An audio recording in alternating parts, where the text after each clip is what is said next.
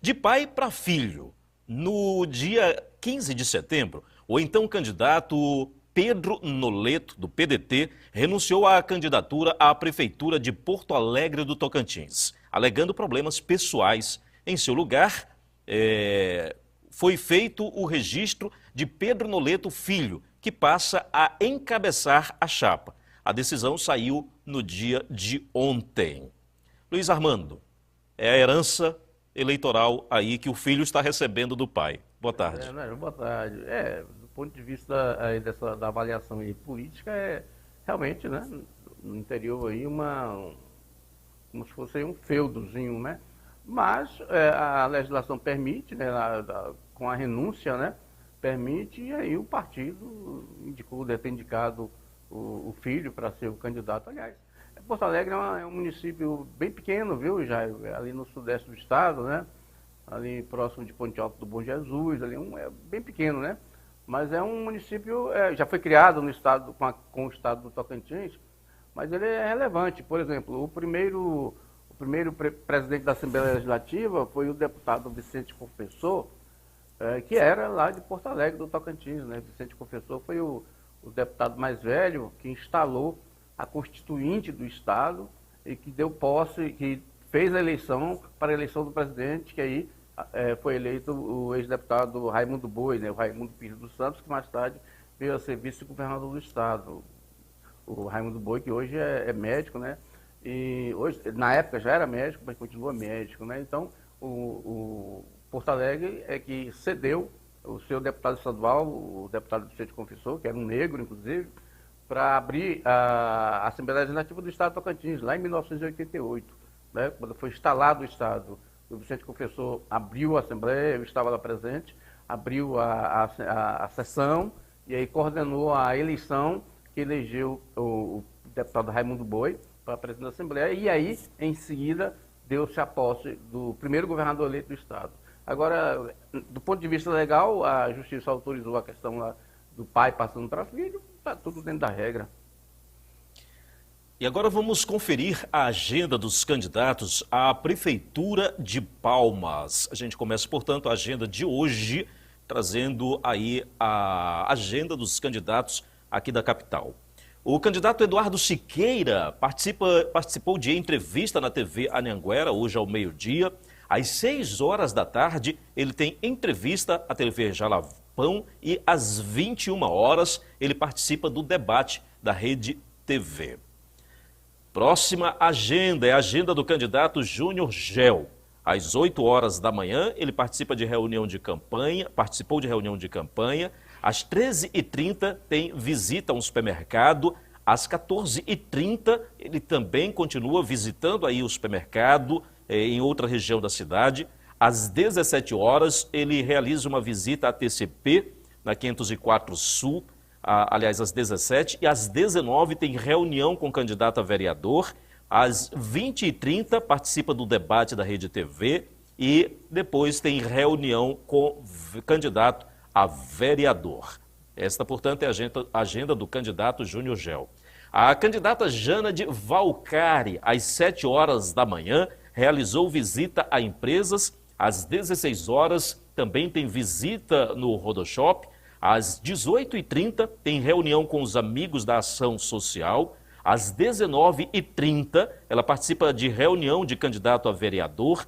Às 20h30 também tem reunião com candidatos a vereador. E às 21h30 ela tem reunião com o pessoal do Movimento Junino 22.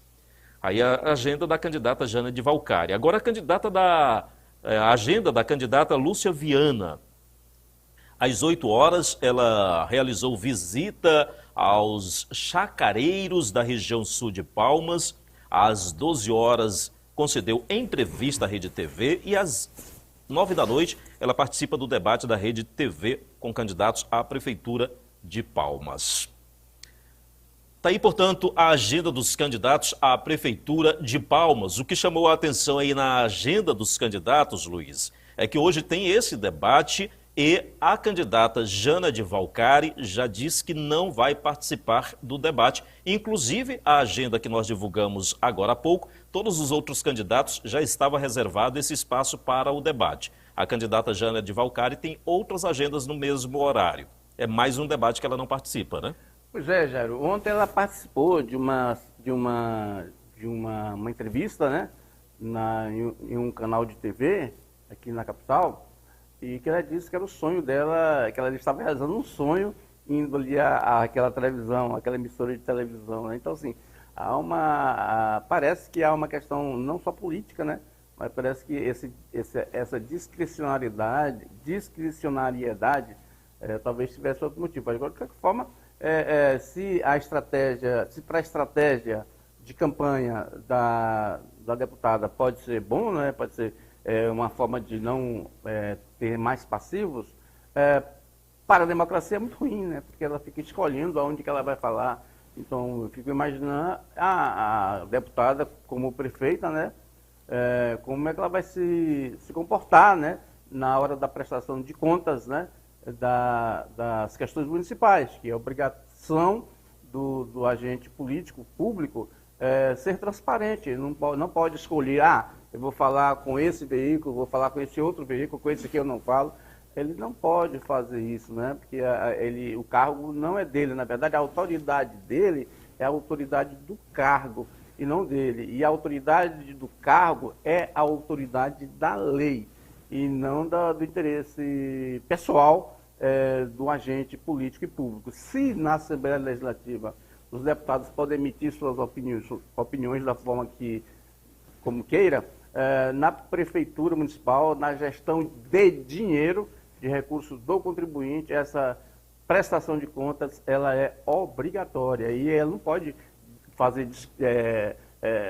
escolher aonde que ela vai informar a população sobre o que fará ali na Prefeitura Municipal. Sem falar, né, Luiz, que o debate é a ocasião em que, de fato, os candidatos ficam ali frente a frente, um com o outro, e a gente sabe até mesmo, porque o objetivo de um debate é sempre apresentar as propostas, né? Mas a gente sabe também como é que vai se comportar ali o candidato diante de situações adversas, quando ele vai realmente ser pressionado pelos seus adversários. Isso também é uma forma da gente medir até mesmo o autocontrole do próprio candidato, né? Rogério, eu acho que ela tem alguma dificuldade para refutar algumas críticas. Por exemplo, nessa sabatina de ontem, ela mudou completamente na hora de responder a perguntas que não eram perguntas que atendiam aos interesses dela, eram perguntas que provocavam uma resposta mais clara, mais dura. E ela tentou tergiversar nas respostas lá e terminou não respondendo determinadas questões. Ou seja, me parece que ela tem dificuldades para enfrentar alguns questionamentos acerca dos movimentos dela como deputada, como vereadora e do marido, né, das ações do marido. Então, as colocações dela ontem na outra TV, realmente, elas merecem uma reflexão. Ela tentou contornar o assunto, saiu pela tangente, no dizer popular, e não respondeu aquelas indagações que foram feitas diretamente no ponto ali das questões, especialmente quando se diz respeito a ações judiciais. Tocantina, Pedro Afonso, Itacajá e Goiatins, todos com aldeias indígenas no território, vão receber apoio da Força Federal para garantir a segurança das eleições municipais no dia 6 de outubro. A ação foi aprovada por unanimidade durante a sessão administrativa do Tribunal Superior Eleitoral. Os ministros da Corte deferiram o requerimento já aprovados pelo Tribunal Regional Eleitoral do Tocantins. Os territórios indígenas que necessitam do apoio da Força Federal são Aldeia Funil, Aldeia Porteira, Aldeia Brejo Comprido, Aldeia Rio Sono, Aldeia Brupré e o Centro de Ensino Médio Indígena Xerente-Uarã, todos em Tocantina. Na zona eleitoral de Pedro Afonso, o apoio foi solicitado para a aldeia Lajeado, na região que votarão indígenas das aldeias Santo Antônio, Olho d'Água e São José. Em Goiatins, a Força Federal irá atuar nas aldeias Pedra Branca, Cachoeira e Rio Vermelho. Já em Itacajá, o apoio irá para as aldeias Manuel Alves, Pequeno, Santa Cruz e Galheiros. Daí então, portanto, Luiz, a Força Federal vai atuar nesses municípios devido ter nesses municípios aí as aldeias indígenas, e a Força Federal vai garantir a segurança para que, de fato, as pessoas tenham a possibilidade de votar com a garantia dessa segurança, né? Ô Jair, no Tocantins nós temos 6.000 eleitores nas aldeias indígenas, né? 6.000 eleitores que se dizem indígenas, né? Considerados indígenas. Essa força-tarefa ela já é quase que trivial nas eleições, são chamados os policiais federais, porque a competência da garantia da lei nas aldeias indígenas é da Polícia Federal, né? Qualquer coisa de segurança é competência da Polícia Federal, é competência da União, não é? Agora, aí eles pedem, quando vê a necessidade, pedem. Por exemplo, você vê aí que não tem pedido aí para as aldeias Carajás, né? Ali na Ilha do Bananal, ali também tem as aldeias, tem várias aldeias ali da Ilha do Bananal, né? Então, assim, não há esse pedido para lá, para as aldeias Carajás. Agora, é normal isso aí, porque apesar de não ter registro aí no estado do Tocantins, nesses assentamentos indígenas, nessas aldeias indígenas, não ter registro de maiores problemas nas eleições, né? Mas é importante, né, que o indígena tenha segurança, né? E que não sofra influência do branco, né? Vai muito branco lá pedir voto, né? Que não tem influência do branco na hora de votar.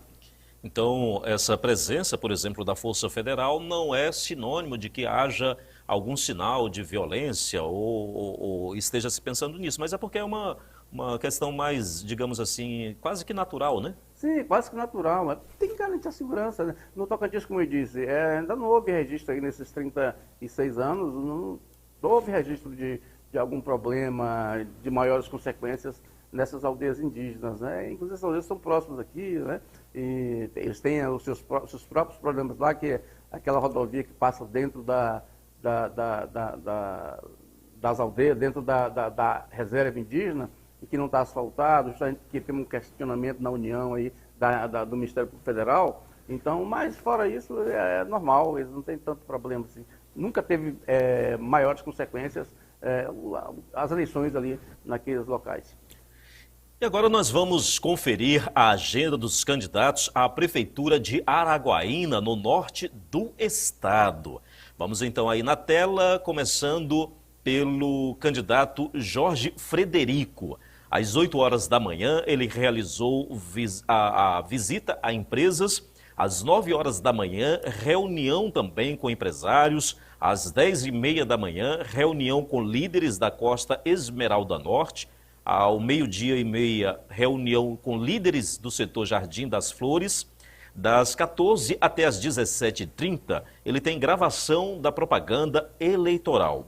Depois, às 19h30, ele participa de reunião no residencial Lago Azul. Às 8 da noite, ele tem reunião no setor Céu Azul. E às 8h30 da noite, ele tem reunião no setor Jardim Deus é Fiel. Vamos agora à agenda do candidato Wagner Rodrigues. Pela manhã, ele realizou visita ao comércio de Araguaína. À tarde e à noite, ele tem sabatina Seara e Sindicato Rural e também reunião com apoiadores. Você conferiu aí, portanto, a agenda dos candidatos à Prefeitura de Araguaína, no norte do estado. E o juiz eleitoral Marcelo Laurito Paro, da 4ª Zona Eleitoral, indeferiu o pedido de liminar que buscava proibir o prefeito e candidato à reeleição à Prefeitura de Colinas do Tocantins, Josemar Casarim, do União Brasil, de usar a cor azul na sua campanha. O pedido havia sido feito pela coligação de Raimunda Almeida Souza, do MDB. Luiz, nesse caso prevaleceu aí o bom senso do juiz, né? Como a gente havia comentado ontem aqui, né, Jair, era assim, uma situação inusitada, né? Você tentar caçar a candidatura de um candidato a prefeito, um candidato à reeleição, por causa do visual, por causa da cor que ele, né, usaria, né, que ele estaria usando. Então, assim, é um negócio absurdo, né? Ou seja, isso aí vai para o folclore regional e nacional, né? Um pedido desse de retirar a cor azul, né, das eleições, né? Se acontecesse, se isso valesse, por exemplo, o Bolsonaro não poderia ser candidato, porque usou a cor amarela da seleção brasileira, né? Então, e também os partidos políticos não poderiam ter cor, né? A gente sabe que os partidos têm a sua cor, né? O MDB é o vermelho, o preto, né? o PSDB é o amarelo, né?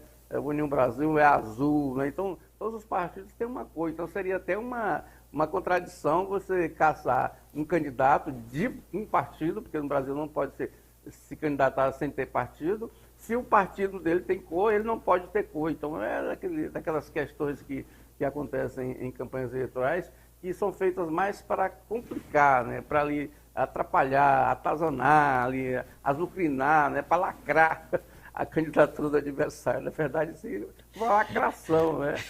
A tentativa de tirar o azul. O que eles têm contra o azul, né? Vai ter que colocar uma proteção, porque agora ninguém pode nem olhar para o céu, né? Pois é, não pode olhar para o céu. Ninguém vai poder mais olhar para o céu, né? Aí eu acredito aí, Luiz, talvez foi até um tiro no pé que a candidata fez, porque agora está todo mundo falando no candidato adversário dela, né? Exatamente. Então, inclusive nós estamos trazendo esse assunto aqui, né? Exatamente. Então, ou seja, acabou beneficiando o candidato Casari, né? Porque aí ele acabou entrando para a mídia aí, todo mundo falando sobre essa situação, né? Ele conseguiu fazer o que os adversários conseguiram fazer, o que talvez ele não conseguiria fazer sozinho, né? Sozinho, né? Então, assim, porque o Casarim, há muito tempo, em qualquer lugar que você vai, você destaca ele de longe, no meio da multidão. Olha lá, o azul, de azul, chapéu azul, sapato azul. É um gosto, assim, meio... Né? Gosto, cada um tem um. Cada um tem um. É Juscar, não sei se você já ouviu falar naquela cidade, uma aldeiazinha no sul da Espanha, né? Que é a cidade dos Smurfs, né? Então, tudo azul. Então, e aí ele gosta do azul, e aí a candidata quis tentar fazer com que ele usasse outra cor, né? O que a dona Raimunda tem contra os Smurfs? Talvez é porque não foi da infância dela, né, Luiz? Tem essa questão aí. Então, todas as questões a gente precisa analisar direitinho nesse caso, né? E vamos agora conferir a agenda dos candidatos à Prefeitura de Gurupi, no sul do estado. E a gente começa trazendo aí na tela a agenda do candidato Eduardo Fortes. Pela manhã, ele realizou gravação do programa eleitoral para a televisão. À tarde tem caminhada no setor Valdir Lins e à noite ele participa de grande reunião da majoritária no bairro Pedroso. A agenda do candidato Cristiano Pisoni. Às 7h30 da noite tem visita à empresa aliás, às 7h30 da manhã, ele realizou visita à empresa. Às 9h da manhã, ele teve café com empresários da ASIG e Sicredi. Às 14h, realiza visita a empresas. Às 16h30, ele realiza caminhada da mudança no setor Jardim das Bandeiras. E às 21h, ele tem reunião de apresentação de propostas à Associação dos Motociclistas de Gurupi. A candidata Josi Nunes, às 19h, ela tem reunião no setor central, na Rua 6, entre Avenida Paraná e Santa Catarina. Você conferiu, portanto, aí a agenda dos candidatos à Prefeitura de Gurupi. O que me chamou hoje a atenção na agenda dos candidatos, Luiz, é que se aproximando aí o fim da campanha eleitoral, já as eleições na próxima semana, todos os candidatos enviaram a sua agenda, né? Ou seja, todo mundo agora quer divulgar o que está fazendo. Claro, eles querem atingir o máximo de pessoas, né? Agora, o que me chamou a atenção aí, Jair, foi o candidato Eduardo Fortes, lá de Gurupi, ao contrário da semana passada, essa semana ele está fazendo caminhada todos os dias, né? Então, no final de semana, até chegar a eleição, ele vai perder um bocado de quilos, viu? Inclusive, nós falamos isso essa semana, né? Sobre a preparação física dos candidatos, né? A semana passada ele ficou mais parado de caminhada, e essa semana, todo dia, ele tem caminhada, então ele deve estar emagrecendo aí. E a tendência deve ser essa, né, Luiz? Essa reta final, todos os candidatos fazerem caminhadas, carreatas. Cada voto tem sua importância, né? faz diferença, né, Jair? Então, esse é o raciocínio. A partir dessa semana agora intensificar, é o que faz a diferença, né? Porque até agora eles já conquistaram o que eles realmente tinham ali, né? E agora é conquistar do outro, né? Conquistar mais do outro. Então, assim, cada voto, cada eleitor é fundamental para esses candidatos que estão, na verdade, que disputam mesmo a eleição, né? Que estão com possibilidade e probabilidade de ganhar a eleição. Então, cada voto faz a diferença. E aí, essa é a agenda que a gente conhece, né? Que eles podem divulgar, mas tem outras agendas internas, né? Que eles fazem, né? Que é para compor, inclusive para o empresário, aquela coisa toda, né? Para definir, né? Definir como vai ser, pontuação, onde tem mais votos, onde não tem, onde ele está com menor vantagem, onde ele tem que pegar mais votos. Tem uma briga, aí uma guerra de movimentos interna que é interessante, viu, Jair? E aí, Luiz, você pela sua vasta experiência aí de muitas campanhas, né, atuando inclusive diretamente em campanhas políticas, essa reta final aí, aliás, toda a campanha, eu acredito, você poderia explanar melhor para a gente, eu gostaria de ouvir você sobre isso. Toda a campanha é um trabalho assim muito detalhado, né? Porque precisa ter dados estatísticos, precisa ter números, precisa ter uma logística ali muito grande, né? Como é que funciona mais ou menos, Luiz, aí esses bastidores? Na verdade, a campanha ela é bem definida no início, né? Quando ele estabelece o conceito, né? Então, qual vai ser o conceito da campanha? Ele pega faz a pesquisa qualitativa e uma quantitativa e ali define o conceito, aonde que ele vai, aonde é que ele está bem, onde não está e aonde que ele quer ir, como ele vai chegar lá. Então, tem que estabelecer o conceito. E aí, a partir daí, tudo é enchimento. Agora, nesse momento da campanha, o que ocorre muito é a falta de dinheiro, né? Então, assim, aí... Gastou muito no começo, aí chega no final... Começo, agora tem um corre atrás de dinheiro e tem aquela movimentação de vereadores e de cabos eleitorais dos vereadores atrás de material impresso e material acabou e mandou fazer ainda, e tem toda uma burocracia para se imprimir isso, porque tem que colocar os números todos lá da campanha, CNPJ, aquela coisa toda. Então, é uma tarefa muito difícil e muito detalhada, né? Que isso, as campanhas têm o pessoal do marketing, da publicidade, e tem esse pessoal administrativo que vai correndo atrás de nota fiscal para poder instruir o processo, então o processo de prestação de contas no TRE. Então, na verdade, é uma grande engenharia toda a campanha política, né? A pessoa que não tem esses instrumentos, esses elementos, certamente ela sai perdendo, né? Não adianta você achar que tem voto se você não organiza essa questão toda, né? Então, agora, nesse final de ano, já na reta final, é difícil, né? Porque tem muito pedido, adesivo, acaba ali, aqui não tem, então e não tem dinheiro, e a gráfica não entrega, demora a entregar, e tem que despachar, né? Então, é muito complicado. Então, na verdade, é toda uma estrutura... Existe uma grande logística, né? É uma grande logística disso tudo, né? Distribuir nas reuniões, né? Para chegar cada reunião, nesse momento tem que ter mais gente, então aí tem que ter mais cadeira, tem que ter mais alimentação, que esse pessoal que participa dessas reuniões tem que ter o lanchinho deles lá, né? Tem aparelhagem de som, né? Então tem fotógrafo, tem o pessoal da agência que vai lá filmar, né? Gravar. Então, assim, tem a candidata ou o candidato que tem que gravar também ali, então não é fácil, os candidatos sofrem nesse período eleitoral, né? Porque se a pessoa tiver preguiça, ela não vai à frente. Já presenciei candidatos a prefeito aqui que perdeu a eleição porque chegava tipo 10 horas da manhã, cadê o prefeito, onde é que está o candidato? Tem uma reunião aqui urgente, né? Tem uma pessoa que quer contribuir, ele estava dormindo. Oh, meu Deus. Perdeu a eleição, né? Então, assim, essa questão é muito... a pessoa que for preguiçosa, ela não entra na candidatura que vai perder.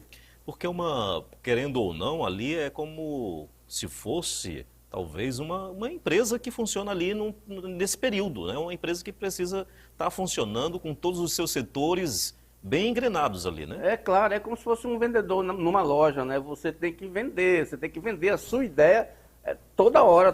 Quanto mais você atingir pessoas, mais as pessoas vão ficar convencidas, você vai ter mais possibilidade de ter pessoas convencidas com o seu produto e ficar com o seu produto. Na verdade, o candidato em campanha, ele é um vendedor do seu projeto. Então, ele tem que estar full time ali, né? Porque se ele não tiver full time, se ele dá uma brecha, vem um outro vendedor para vender outro produto. Então, assim, é uma questão muito... não é brincadeira. As pessoas pensam que campanha eleitoral é fácil, não é. A campanha eleitoral é muito difícil. Além do mais, tem a questão da família, né, que os candidatos deixam de lado praticamente a família durante a campanha eleitoral, não tem tempo, né, não almoça mais com os filhos, não leva os filhos para a escola. Então, é aquela coisa do caráter, assim, na questão muito interior, humana, pessoal, é sacrificante, né, porque ele tem que colocar o seu projeto político acima do seu projeto familiar e até projeto de vida mesmo, né.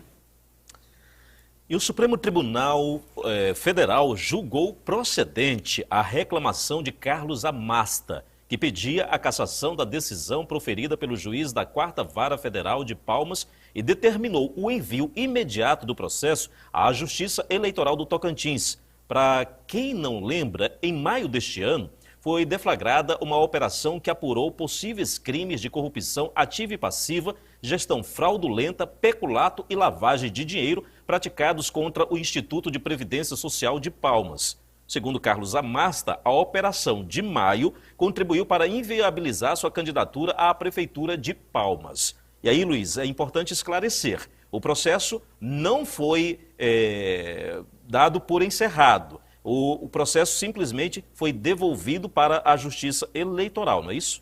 Sim, Jairo. Na verdade, quando se trata desse processo e estava em jogo um pré-candidato à prefeitura, então terminou tendo envolvimento eleitoral, político eleitoral, né, na questão, né? Podia-se sugerir que fosse uma decisão eleitoreira o inquérito, mas o que aconteceu? Pela Constituição, e é muito claro isso, quando tem ligação com o processo eleitoral, a Justiça Eleitoral atrai o processo, ou seja, o processo tem que ir para a Justiça Eleitoral. O que o juiz federal fez? Apenas atendeu às normas do STF e encaminhou esse processo para a Justiça Eleitoral, um processo que tramitava na 4ª Vara Federal em Palmas. Então, o juiz encaminhou esse processo, atendendo à Constituição, encaminhou para a Justiça Eleitoral, que agora vai julgar. Agora, se a Justiça Eleitoral lá descobrir que não tem nada a ver com questão eleitoral, devolve para a Justiça Federal. Então, ou seja, eu quero dizer que não houve julgamento de mérito nenhum. O inquérito continua tramitando o inquérito, a investigação continua tramitando, só que ao invés de ser na Justiça Federal, agora está na Justiça Eleitoral. Então, ou seja, na verdade, o que foi julgado ali, o mérito julgado, pelo que eu observei no processo, é a incompetência, né, da Justiça Federal, no caso aí do juiz, né, de julgar esse caso. Então, e aí por isso foi devolvido para a Justiça Eleitoral, né? Foi a pedido da defesa do Carlos Amasta, né? Então, ele alegou que isso prejudicou ele na eleição, né, no processo eleitoral, porque ele é pré-candidato e realmente a divulgação foi intensa desse processo, que na verdade é um processo antigo até, né? É da época, o que eles falam? Eles falam, daquele processo da época das aplicações do IGPREV, né? Que o IGPREV aplicou 50 milhões contra as normas do Banco Central, né? Contra a resolução do Banco Central, que dizia que ele não podia aplicar, só podia aplicar no máximo 25% do patrimônio do fundo investido. E o IGPREV ficou muito mais, né? A aplicação foi feita na Caixa Econômica Federal, na gestão quando o ex-prefeito Carlos Amasta era prefeito da cidade. Ele nega a participação no fato, ele diz que ele não era ordenador de nada, o estatuto do IGPREV, a legislação lei orgânica não autorizava ele autorizar aplicações, não era competência dele, e realmente, do ponto de vista administrativo e legal, não era competência dele. Mas as pessoas atribuem a ele a supremacia sobre a decisão do Prev Palmas de aplicar lá na Caixa Econômica Federal, num banco, num fundo, recursos em maior soma do que o permitido pela legislação. Ou seja, esse recurso, esses 50 milhões aí, provavelmente o Prev Palmas irá perder em função da falta de capital, de patrimônio do fundo investido para devolver esse dinheiro para o IGPREV. Isso a Massa nega que não foi ele que autorizou, e aí esse processo está correndo aí para ver quem é que errou. E já para a gente encerrar, né, não sei se você lembra, Luiz, o caso do João Petion Ribeiro Corado, do PSB. Ele que foi preso, né, de posse de R$300 mil, ele havia sacado em espécie e depois pagou fiança e foi liberado depois de pagar aí R$8.000 de fiança. Ele agora emitiu uma nota, né, sobre essa situação. Segundo ele, e nós falamos sobre essa situação aqui, segundo ele, o que está acontecendo, ele nega de forma contundente aí que o dinheiro fosse para a compra de votos, diz na nota que o dinheiro tem origem legítima e vai comprovar isso, e ele diz que está sendo vítima de perseguição política. E aí, Luiz, esse é apenas o caso para a gente exemplificar, já estamos encerrando, né? Perseguição política é o que geralmente alegam os políticos em tempo de campanha quando estão fazendo alguma coisa que não devem, né?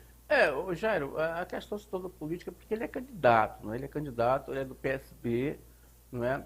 Não é normal você sacar R$300.000 no banco, né?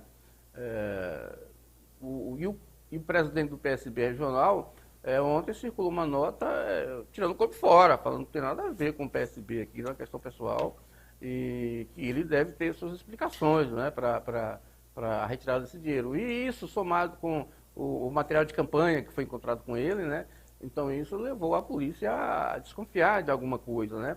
Não há campanha nenhuma contra ele, né? Há fatos, né, que ele sacou o dinheiro, segundo consta, ele estava com material de campanha e ele é candidato, né? Então, assim, se ele apresentar lá qual a fazenda, que o cara, quem é o rapaz que estava vendendo a fazenda para ele, isso aqui, assim, assado, eu acho que não tem nada problema nenhum, não, apesar da falta de segurança dele de sair pela cidade com 300 mil no bolso, né? Sair com 300 mil assim... né? Ainda mais em campanha eleitoral, por que não deixou para vender isso depois, né? Exatamente. Mas aí a questão da fiança aí já é um indício, um indicativo de que a Polícia Federal não está indo muito na conversa dele, né? Agora, ele achar que é campanha contra ele, aí já está querendo ter um proveito político, né, eleitoral, da situação, que ele deveria apenas chegar lá e apresentar ao cidadão que ia comprar, que ia vender a fazenda para ele. E assim, nós chegamos ao final do Norte Eleições desta quinta-feira, dia 26 de setembro de 2024. Agradecendo a você que esteve aí conosco.